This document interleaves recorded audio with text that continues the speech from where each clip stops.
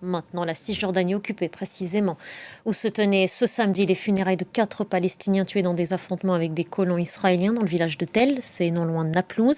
Israël avait annoncé dans la foulée une vaste opération bouclant le secteur et fermant les barrages routiers dans tout ce territoire palestinien. Je vous propose d'écouter tout de suite ces témoignages, dont celui du père d'une des victimes. Les colons attaquent toujours ensemble avec des raids. Ils veulent contrôler nos mouvements. À chaque fois que je sors mes moutons dans le champ à côté, ils me disent de ne plus revenir ici. C'est ma terre. Qu'est-ce qu'ils me veulent? C'est maintenant une habitude des colons d'attaquer le village de Tel. Ils viennent des avant-postes voisins et mènent des incursions pour détruire le village. C'est devenu quotidien. La semaine dernière, ils ont même mis le feu à une maison.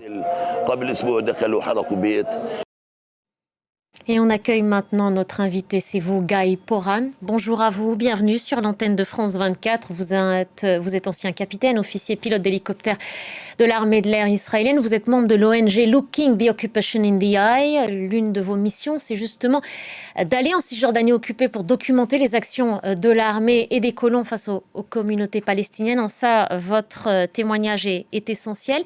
D'après les Nations Unies, Guy Poran, les violences en Cisjordanie ont battu un record cette année. 1 million d'attaques de colons recensées. D'après l'ONG Yesh Din, que vous connaissez, depuis 2020, aucune condamnation pour meurtre de Palestiniens en Cisjordanie occupée. 96% des cas d'exaction sont classés sans suite. C'est important de poser ces chiffres.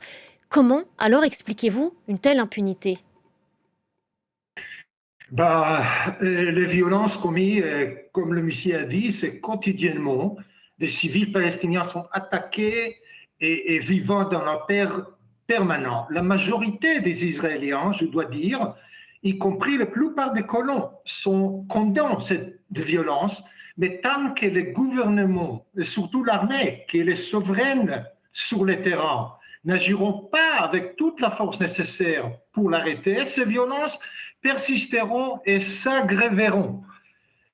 Et c'est une situation qui, à mon avis, le problème, c'est que le Premier ministre Netanyahou, qui sent qu'il va probablement perdre les prochaines élections au mois d'octobre, il a quelque part un intérêt.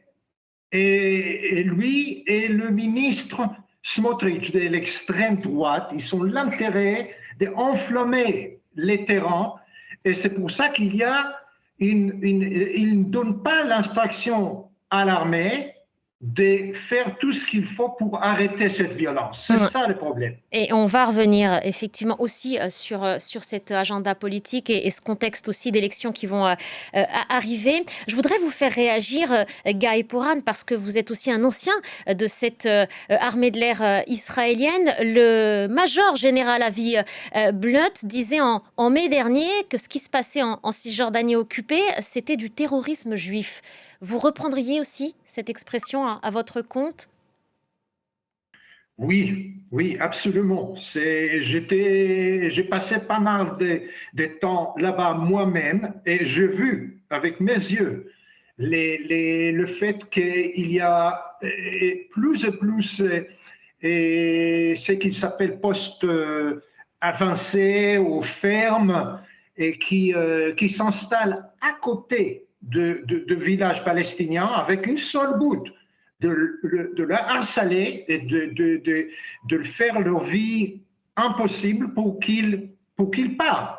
Et il y a pas mal de cas de Palestiniens qui sont vraiment plus capables de rester dans ces conditions et ils partent. Ça veut dire que c'est une ethnic cleansing. Nettoyage ethnique.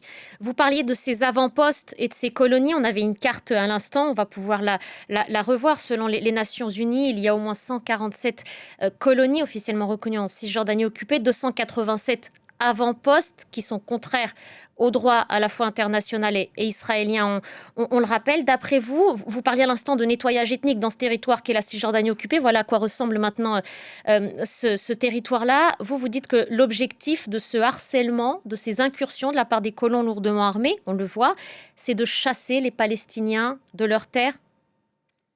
On le sait, mais qui les protège? Et qui les protège aujourd'hui? Qui défend ces Palestiniens? Qui protège leurs terres? Bah, justement, normalement, formalement, l'armée israélienne et la police locale qui est souveraine sur ce terrain doit absolument protéger les Juifs et les Palestiniens de la même façon. Mais ça ne se passe pas, c'est pas comme ça. Il y a des forces forces locales des colons qui a été donné les armes par le ministère de l'extrême droite, une type de milice qui arrive exactement comme hier dans le village de Tel. Il y avait quelqu'un comme ça qui vient d'une poste comme ça avec son fusil. Et c'était ça que toutes les situations ont été aggravées et qu'à la fin, il y avait 2 Israéliens morts et 6 Palestiniens. C'est les gens sur le terrain qui ils ne cachent pas. C'est leur but, c'est de faire les Palestiniens partir et ils croient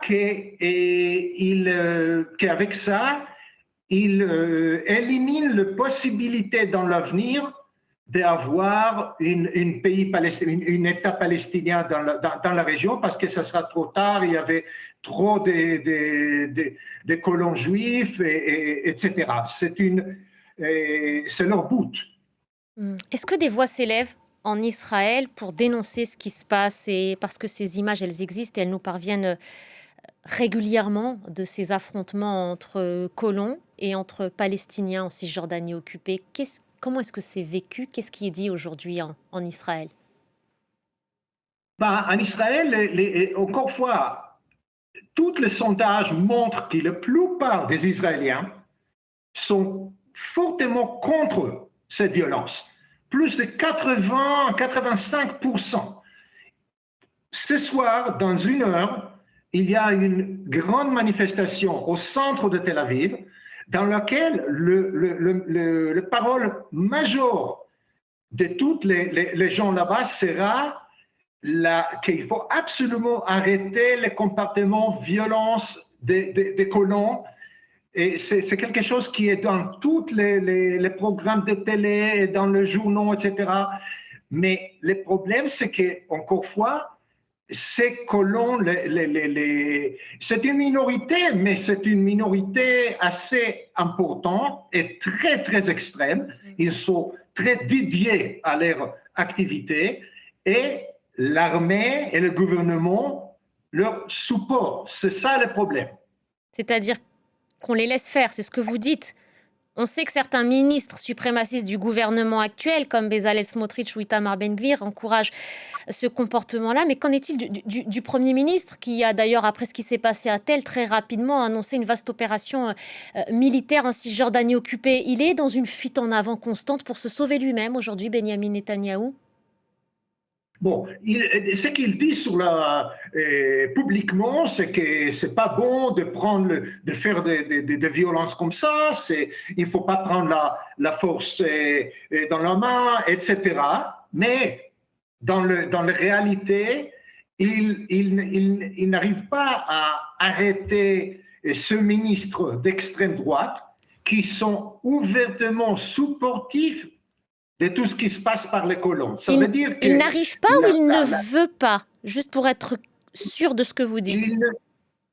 C'est ça, justement. À mon avis, à ce moment, comme j'ai dit tout à l'heure, il n'a pas beaucoup de cartes à jouer avant l'élection. Il voit qu'il est en train de probablement perdre l'élection et c'est pour faire le chaos dans le territoire et autour de justice, etc., ça revient à son intérêt.